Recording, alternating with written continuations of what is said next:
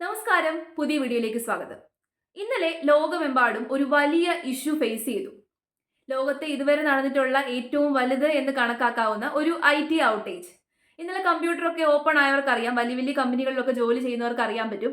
കമ്പ്യൂട്ടറിൽ ഒരു blue screen ആയിരുന്നു കാണിച്ചത്. ഈ സ്ക്രീനെ എല്ലാവരും ഭാവാത്മകമായിട്ട് വിളിച്ചു ബ്ലൂ സ്ക്രീൻ ഓഫ് ഡെത്ത് എന്ന്. എന്താണ് സംഭവിച്ചതെന്ന് വെച്ച് കഴിഞ്ഞാൽ വിൻഡോ ഷട്ട് ഡൗൺ ആയി പോയതാണ്. അപ്പോൾ വിൻഡോസ് ആരുടെയാണ്? മൈക്രോസോഫ്റ്റിന്റെ. യഥാർത്ഥത്തിൽ ഇതിനകത്തെ കാരണക്കാരൻ മൈക്രോസോഫ്റ്റ് ആണോ എന്ന് ചോദിച്ചു കഴിഞ്ഞാൽ നമ്മളെ എല്ലാവരെയും പോലെ തന്നെ മൈക്രോസോഫ്റ്റും ഇതിനകത്ത് നിരപരാധികളാണ്. മൈക്രോസോഫ്റ്റ് ഒരു വിക്ടിമാണ്. അപ്പൊ എന്താണ് ഈ ഒരു പ്രശ്നത്തിന് കാരണം? എന്താണ് യഥാർത്ഥത്തിൽ സംഭവിച്ചത്? ലോകമെമ്പാടും ഇങ്ങനെ ഒരു സംഭവം ഉണ്ടാകാൻ കാരണം ആരാണ് എന്ന് ചോദിച്ചു കഴിഞ്ഞാൽ ക്രൗഡ് സ്ട്രൈക്ക് എന്ന് പറയുന്ന ഒരു വലിയ കമ്പനിയാണ്. അപ്പൊ ഈ ഒരു IT ഔട്ടേജിനെ ഏറ്റവും വലുത് എന്ന് പറയാൻ കാരണം ലോകത്തെമ്പാടും ഒരു വലിയ ഇഷ്യൂ ആണ് ഇത് ക്രിയേറ്റ് ചെയ്തത്. അതായത് ഏറ്റവും കൂടുതൽ അഫക്ട് ചെയ്തത് നമ്മുടെ എയർപോർട്ട്, പിന്നെ നമ്മുടെ ഫിനാൻഷ്യൽ ഇൻസ്റ്റിറ്റ്യൂഷൻ, അങ്ങനെയുള്ള ഏരിയകളാണ്. എയർപോർട്ടിലൊക്കെ ധാരാളം ഫ്ലൈറ്റുകളാണ് ക്യാൻസൽ ആയത്. അതായത് വലിയ വലിയ ഫ്ലൈറ്റ് കമ്പനികളൊക്കെ ഒരുപാട് ഫ്ലൈറ്റുകൾ ക്യാൻസൽ ചെയ്തു, ഡിലേ ആയി. ഇഷ്യൂ എന്താണെന്ന് ചോദിച്ചു കഴിഞ്ഞാൽ കമ്പ്യൂട്ടറും സിസ്റ്റവും ഒന്നും ഓപ്പൺ ആയില്ലെന്നുണ്ടെങ്കിൽ അവർക്കൊന്നും ചെയ്യാൻ പറ്റാത്ത ഒരു അവസ്ഥയായിപ്പോയി. അതുകൊണ്ട് തന്നെ ഫ്ലൈറ്റുകളൊക്കെ ക്യാൻസൽ ആക്കുക, ഡിലേ ചെയ്യുക എന്നുള്ള ഒരേ ഒരു ഓപ്ഷൻ മാത്രമേ അവരുടെ മുമ്പിൽ ഉണ്ടായിരുന്നുള്ളൂ. അതുപോലെ തന്നെ banking system, financial institution, stock market, share market, അങ്ങനെ ഇത് അഫക്ട് ചെയ്യാത്ത ഏരിയകളൊന്നും ഇല്ല എന്ന് വേണമെങ്കിൽ പറയാം. ഇന്ത്യയിൽ അത്ര വലിയൊരു ഇമ്പാക്ട് ഉണ്ടാക്കിയില്ല. വലിയ വലിയ വികസിത രാജ്യങ്ങളെ അപേക്ഷിച്ച് ഇന്ത്യയിൽ നോക്കിക്കഴിഞ്ഞാൽ ഒരു വലിയ ഇമ്പാക്ട് ഒന്നും ഈ ഒരു പ്രശ്നം ഉണ്ടാക്കിയില്ല എങ്കിൽ പോലും നമ്മുടെയും ഒരുപാട് ഫ്ലൈറ്റുകളൊക്കെ ഡിലേ ചെയ്തു, ഒരുപാട് സ്ഥലങ്ങളിലൊക്കെ പ്രശ്നം ഉണ്ടാക്കി. പിന്നെ ഇപ്പൊ അമേരിക്ക പോലെയുള്ള രാജ്യങ്ങളിലെ ഹെൽത്ത് കെയർ സംവിധാനം വരെ ഷട്ട് ഡൗൺ ആയിപ്പോയി. കാരണം വലിയ വലിയ ഹോസ്പിറ്റലുകളിലൊക്കെ തന്നെ രോഗികളുടെ ഡീറ്റെയിൽസ് ഒന്നും അറിയാൻ പറ്റാതായിപ്പോയി. അതുപോലെ തന്നെ സൂപ്പർ മാർക്കറ്റുകളിൽ നമ്മൾ ഈ കമ്പ്യൂട്ടർ യൂസ് ചെയ്തിട്ടാണല്ലോ ബില്ലിംഗ് ഒക്കെ നടക്കുന്നത്, അവിടെയും പ്രശ്നങ്ങൾ ഫേസ് ചെയ്യേണ്ടി വന്നു. അപ്പൊ മൊത്തത്തിൽ പറഞ്ഞു കഴിഞ്ഞാൽ എല്ലാം ഷട്ട് ഡൗൺ ചെയ്യുന്ന രീതിയിലുള്ള ഒരു ഇമ്പാക്ട് അല്ലെങ്കിൽ ഒരു പ്രശ്നമായിരുന്നു ഇന്നലെ നേരിടേണ്ടി വന്നിട്ടുള്ളത്. അപ്പൊ എന്താണ് സംഭവിച്ചെന്ന് ചോദിച്ചു കഴിഞ്ഞാൽ ക്രൗഡ് സ്ട്രൈക്ക് എന്ന് പറയുന്ന കമ്പനി സൈബർ സെക്യൂരിറ്റി പ്രൊവൈഡ് ചെയ്യുന്ന കമ്പനിയാണ്. ലോകമെമ്പാടും നിരവധി കമ്പനികൾക്ക് സൈബർ സെക്യൂരിറ്റി പ്രൊവൈഡ് ചെയ്യുന്ന സോഫ്റ്റ്വെയറുകളൊക്കെ ഉണ്ടാക്കി കൊടുക്കുക എന്നുള്ളതാണ് ഈ ക്രൗഡ് സ്ട്രൈക്കിന്റെ ജോലി.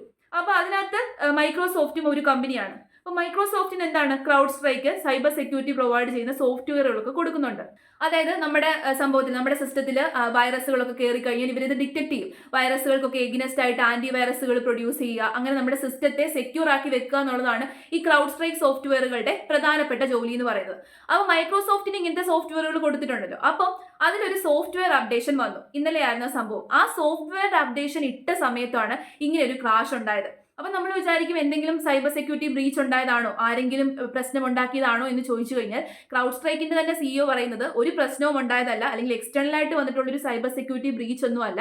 ഇങ്ങനെ ആ അപ്ഡേഷൻ പോയ സമയത്ത് എന്തോ ഒരു ക്രാഷ് ഉണ്ടായത് മൂലമാണ് ഇങ്ങനെ ഷട്ട് ഡൗൺ ആയത്, അല്ലാതെ വേറെ പ്രശ്നങ്ങളൊന്നും തന്നെ ഇല്ല. മൈക്രോസോഫ്റ്റും ക്രൗഡ് സ്ട്രൈക്കും കൂടി കമ്പൈൻഡ് ആയിട്ട് എന്ത് ചെയ്യുന്നുണ്ട്, അതിന് വേണ്ടിയിട്ടുള്ള സൊല്യൂഷൻ ഒക്കെ കണ്ടെത്തുന്നുണ്ട് എന്ന് അവരെന്ത് ചെയ്തു, മെസ്സേജ് ഒക്കെ ഇട്ടു. അപ്പൊ ഇതാണ് ശരിക്കും ഉണ്ടായ പ്രശ്നം. പക്ഷേ ഇത് വേൾഡ് വൈഡ് അഫക്ട് ചെയ്തു. ഇങ്ങനെ ചെറിയൊരു ഷട്ട് ഡൗൺ വന്നപ്പോഴേക്കും തന്നെ കമ്പനികൾക്കൊക്കെ നഷ്ടപ്പെട്ടത് ബില്യൺസ് ഓഫ് ഡോളേഴ്സ് ആണ്. ഷെയർ മാർക്കറ്റിനെയും സ്റ്റോക്ക് മാർക്കറ്റിനെയും ഒക്കെ അത് അഫക്ട് ചെയ്തു എന്ന് പറഞ്ഞു കഴിഞ്ഞാൽ വലിയൊരു ഇമ്പാക്റ്റ് ആണ് ഉണ്ടാക്കിയത്. അപ്പൊ അതിന് കാരണം എന്താണ്? നമ്മുടെ വേൾഡ് വൈഡ് ആയിട്ട് യൂസേഴ്സ് എടുത്ത് നോക്കിക്കഴിഞ്ഞാൽ വിൻഡോസിനാണ് 70% യൂസേഴ്സ് ഉള്ളത്. അതായത് ഒരു മൊണോപ്പൊളി എന്ന് തന്നെ വേണമെങ്കിൽ പറയാം, ഏകാധിപത്യം എന്ന് വേണമെങ്കിൽ പറയാം. ഏറ്റവും കൂടുതൽ യൂസേഴ്സ് ഉള്ളത് വിൻഡോസിനാണ്. അപ്പൊ ഇങ്ങനെ ഒരു ഔട്ടേജ് ഉണ്ടാകുന്ന സമയത്ത്, ഒരു ഷട്ട് ഡൗൺ ഉണ്ടാകുന്ന സമയത്ത് എന്താണ് സംഭവിക്കുക? അവർക്കൊരു ബാക്കപ്പ് പ്ലാൻ ഇല്ല. അപ്പൊ വലിയ വലിയ കമ്പനികൾക്ക് ബാക്കപ്പ് പ്ലാൻ ഇല്ല. വിൻഡോസ് ഷട്ട് ഡൗൺ ആയി, അവർക്കൊന്നും ചെയ്യാൻ പറ്റത്തില്ല, ജോലി ഒന്നും ചെയ്യാൻ വേണ്ടി പറ്റത്തില്ല.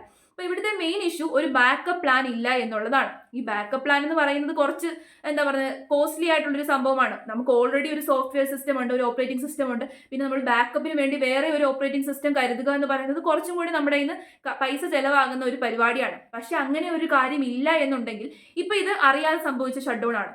ഭാവിയിൽ അറിഞ്ഞുകൊണ്ട് ആരെങ്കിലും മനഃപൂർവ്വം ഈ ഒരു ഷട്ട് ഡൗൺ ക്രിയേറ്റ് ചെയ്യില്ല എന്ന് നമുക്ക് ഉറപ്പൊന്നുമില്ല. കാരണം ഇപ്പൊ സൈബർ ഇടങ്ങളിലാണ് ഏറ്റവും കൂടുതൽ സെക്യൂരിറ്റി പ്രോബ്ലം ഫേസ് ചെയ്യുന്നത്. അതുകൊണ്ട് തന്നെ ഭാവിയിൽ ഇതുപോലെ അറിഞ്ഞുകൊണ്ട് ആരെങ്കിലും കാരണമായിട്ട് ഇങ്ങനത്തെ ഷട്ട് ഡൗണോ അങ്ങനത്തെ സംഭവങ്ങളോ ഒന്നും ഉണ്ടാകില്ല എന്ന് നമുക്ക് ഉറപ്പ് പറയാൻ വേണ്ടി പറ്റത്തില്ല.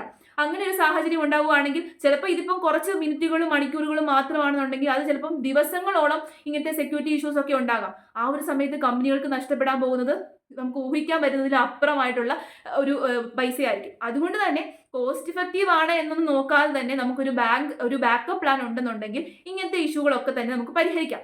ഒരു എക്സാമ്പിൾ പറഞ്ഞു കഴിഞ്ഞാൽ ഇപ്പൊ നമ്മുടെ ഫോണിൽ 2 സിം ആണുള്ളത്.